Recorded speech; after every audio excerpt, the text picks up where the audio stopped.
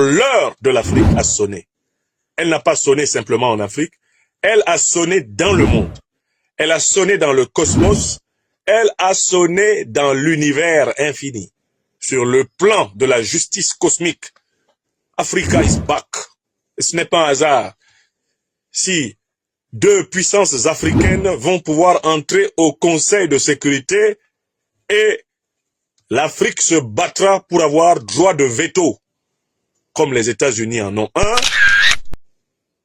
comme la Grande-Bretagne qui n'a même pas la taille d'un grand pays africain en a un, comme la France qui n'a même pas la taille d'un grand pays africain en a un. L'Afrique va avoir son droit de veto en ce 21e siècle aux Nations Unies. Ou alors les Nations Unies ne seront plus. C'est notre siècle. C'est le siècle de la rétribution. C'est le siècle de la récompense. C'est le siècle du rééquilibrage des forces cosmiques. C'est le siècle de justice.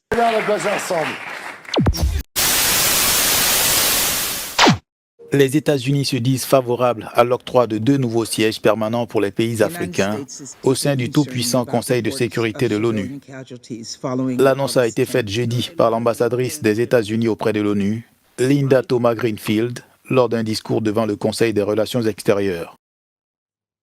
La diplomate a indiqué qu'il s'agit d'une suite logique à l'annonce faite il y a 2 ans par le président Joe Biden, selon laquelle les États-Unis sont pour l'élargissement de cet organe de 15 membres. L'Afrique dispose à ce jour de 3 sièges non permanents au Conseil de sécurité et selon Linda Thomas-Greenfield, cela ne permet pas aux pays africains de s'exprimer suffisamment. Toutefois, la diplomate américaine a indiqué que Washington s'opposait à l'octroi d'un droit de veto aux pays africains qui détiendraient ces 2 sièges permanents, car ce droit de veto rendrait le travail du Conseil de sécurité dysfonctionnel. Point de vue qui montre les limites du pouvoir que Washington souhaite accorder à tout autre pays. Bien que les résolutions du Conseil de sécurité soient juridiquement contraignantes, elles sont souvent ignorées par les pays visés. Et de vérité, c'est le siècle de la Mahat. Qu'ils montent ou qu'ils descendent, ils courent dans un sac, ceux qui y croient et qui rêvent de pouvoir à nouveau coloniser, néocoloniser, impérialiser, embastiller, capturer les Africains, comme ils l'ont fait ces 600 dernières années. C'est terminé. L'Afrique vache à lait de l'Occident, c'est terminé. L'Afrique vache à lait du Moyen-Orient, c'est terminé. L'Afrique esclave des dictateurs africains corrompus, c'est terminé. Ils vont être progressivement gommés les uns après les autres par la houle imparable de l'histoire.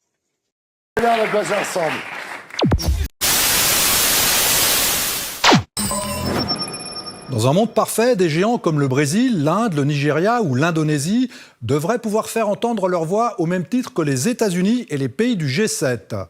C'est l'ambition des BRICS qui regroupent depuis 2009 le Brésil, la Russie, l'Inde, la Chine et l'Afrique du Sud, où se tenait le dernier sommet fin août. L'Afrique et l'ensemble des pays du Sud ont le droit de profiter pleinement des avantages du commerce et de l'investissement mondiaux. Face au FMI et à la Banque mondiale, de fiefs occidentaux dirigés par une Européenne et un Américain, les BRICS ont institué en 2014 la nouvelle banque de développement dotée de 250 milliards de dollars pour financer les pays émergents, avec l'idée encore très lointaine d'adopter une monnaie commune pour faire face au dollar.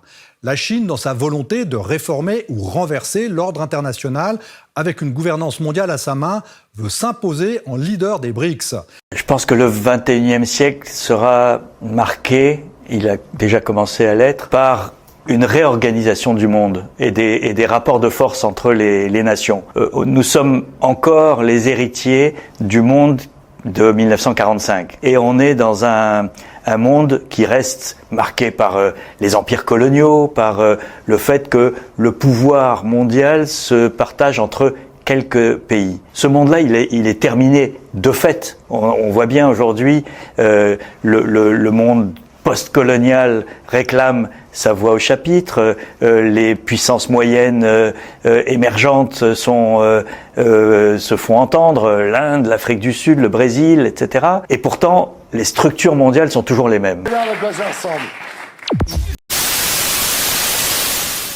Que avait en tête Samuel Huntington, la cartographie des civilisations qu'avait Samuel Huntington est complètement dépassée par rapport à la réalité d'aujourd'hui. Mais ce qui est vrai, c'est que le ressentiment vis-à-vis des pays occidentaux, aujourd'hui, dans la plupart des pays du Sud global, et y compris dans d'autres pays comme la Russie ou comme la Chine, est aujourd'hui extrêmement puissant. Et qu'on ne peut pas espérer rechercher notre sécurité seul si on n'est pas capable de travailler avec ces États. Ce qui implique pour nos pays d'être capable de participer à la refondation de l'ordre international. Et de ce point de vue-là, des pays comme la Chine ou la Russie, pays révisionnistes qui veulent revoir l'ordre international, ont évidemment une écoute particulière de la part des pays du Sud global, puisque ça rejoint la préoccupation de ces autres États. Pensez qu'aux Nations Unies, au Conseil de sécurité, l'Afrique n'est pas représentée. Pensez que l'Amérique latine n'est pas représentée.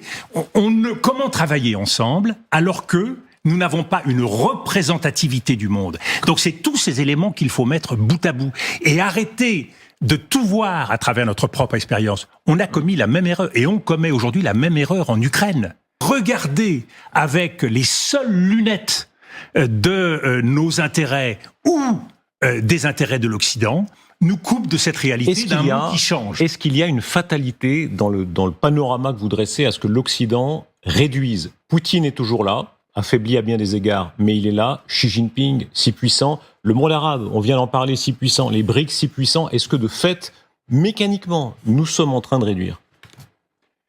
Nous rétrécissons. Nous n'avons bien sûr pas le monopole de la puissance, mais c'est une donnée acquise depuis maintenant longtemps. Mais en plus, oui, notre voix est moins écoutée. La voix de l'Europe. De quel poids pèse-t-elle aujourd'hui au Proche-Orient ? Quelle est notre capacité diplomatique à essayer de proposer un certain nombre de pistes et de solutions? Je crois que oui, c'est un élément de très forte inquiétude. Et pourquoi? Parce que pour arriver à peser, en tout cas pour un pays comme la France, il y a un triple objectif qui est nécessaire. Il y a une politique d'équilibre, et équilibre, ce n'est pas l'équilibrisme, et ce n'est pas l'équidistance. Une politique d'initiative qui vise en permanence à essayer de faire des propositions et une politique d'indépendance.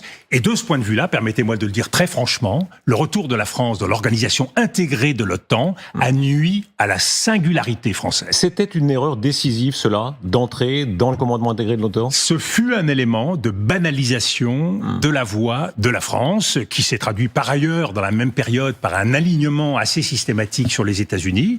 Je pense qu'il faut être solidaire des États-Unis, et en particulier, comme l'a été le général de Gaulle, comme l'a été Jacques Chirac, dans les grands moments difficiles, mais quand des erreurs sont commises ou en voie d'être commises, il faut savoir marquer sa différence. Et je pense que c'est le grand enjeu de ce siècle, c'est d'arriver à transformer l'équilibre du monde, à trouver un nouvel équilibre, sans pour autant passer par la guerre. Parce que chaque bouleversement au cours du XXe siècle est passé par une guerre mondiale, est passé par des affrontements de blocs. On peut espérer que au XXIe siècle, on soit plus intelligent. Je n'en suis pas totalement sûr.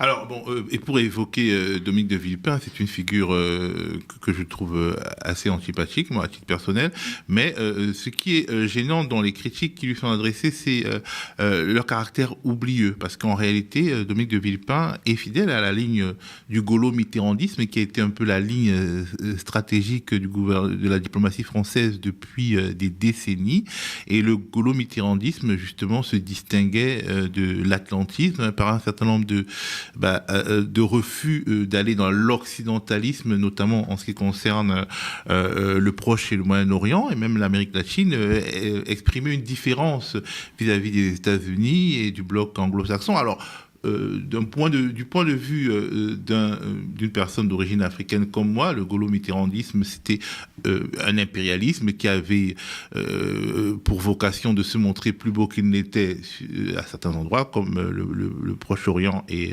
l'Amérique latine, et qui exprimait sa violence post-coloniale de manière assez aveugle en Afrique.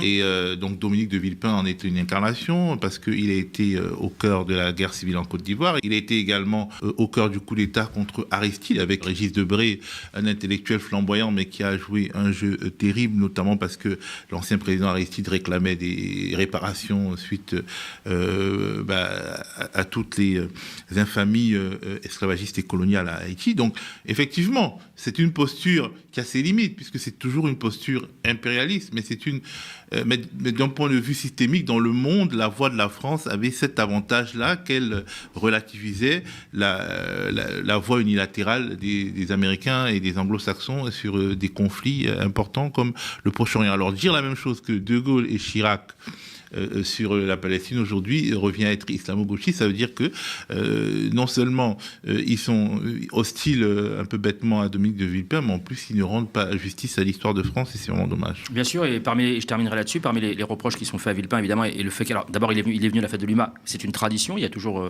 un opposant politique qui est invité à la fête de l'UMA, c'est tous les ans comme ça, mais on se rappelle évidemment de son bilan politique de droite en France, mais n'oublions pas sur cette question géopolitique, et tu l'as souligné, mais n'oublions pas le 2003, enfin, n'oublions pas l'Irak, n'oublions pas les Nations Unies, et n'oublions pas le fait que de son fameux discours de 2003 pour dire que nous n'irons pas, la France n'ira pas en Irak, et ça je lui en serais gré, je pense, quelques décennies encore, si on me prête vie.